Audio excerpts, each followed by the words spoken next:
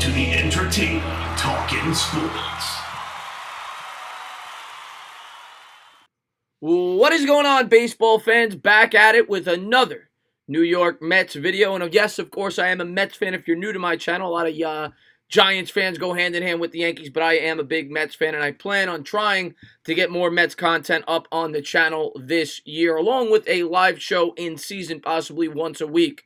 But I want to make a quick video on now the former New York Met, Zack Wheeler. He just got signed to a huge contract by the Philadelphia Phillies, an in-division rival, a team that desperately needed some starting pitching, a team that went out there and spent a ton last year, and were expected by many to be the odds-on favorite to win the National League East. Now, the National League East going into the season, and of course, we don't know everything yet. You have the winter meetings, you still have off-season free agency, things of that nature, but it looks to be a very competitive division, and the Mets should be in the thick of it. The Braves, the Mets, the Nationals, and the Phillies. I mean, you got four good teams there, and only two, maybe three with the wild cards could come out of it. But the Mets should be a better team this year, even with the departure of Wheeler. I think with their younger players getting another year of experience, I expect Syndergaard to bounce back. And quite frankly, I would not have given Wheeler this money. That is a lot of money. I like Zack Wheeler, but he has had injuries in the past. Now, I know that is kind of something that you expect from a pitcher nowadays, Tommy John surgery, things of that nature. But he did miss, I think, 2 full seasons, and he's going to be 31 next year. We, of course, acquired Wheeler for the current manager, Carlos Beltran. When Beltran, was getting up there in age, we shipped Beltran off to the San Francisco Giants, and Wheeler was the prime prospect that we got back. But let's jump into some of the quotes on the move with Zack Wheeler. First thing I wanted to pull up for you guys were his numbers as a Met. He came on in 2013 at 23 years old, played 2013-2014 before suffering that injury I was referring to. 2017, he struggled mightily.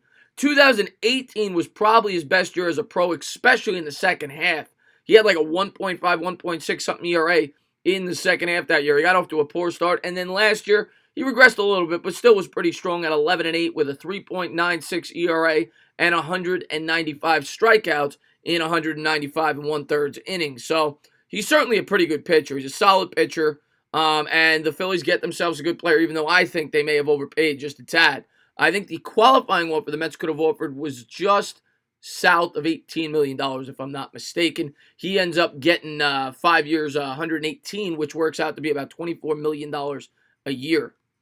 And then this was the tweet that came out from Mark Carrick. The Phillies have reached an agreement with Zack Wheeler. Sources tell The Athletic the ex-Met stays in the National League East and close to New Jersey, where Wheeler's wife is from.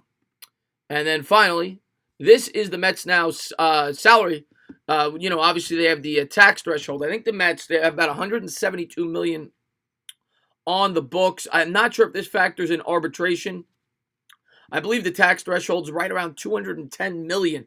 So the Mets do have some money, hopefully, to go out there and bring in a fifth arm if they, feel like they need to. They have 4 starters on the roster currently. Of course, they picked up Stroman, who I think I mentioned previously, last year via the trade with the Toronto Blue Jays late in the season, and they probably did that knowing that Wheeler was probably going to be off the team, and they figured Stroman would be a strong third starter for the Mets. Stroman last year with the Mets pitched to about the same ERA that Wheeler did, and he's certainly been a pretty good pitcher throughout his career. So, of course, you still have DeGrom, the 2-time defending Cy Young champion, at the top with Syndergaard and Stroman. So they have a very strong top 3, especially if Syndergaard could get back to his old form, and we'll see if he can with new manager Carlos Beltran. Steven Matz projects to be the 4th starter, and maybe they go out there, spend some money with a 5th starting pitcher. They're also going to need to beef up that bullpen and potentially add a center fielder. We've heard about the rumors with Starling Marte, and maybe the Mets will jump on that. Maybe they won't.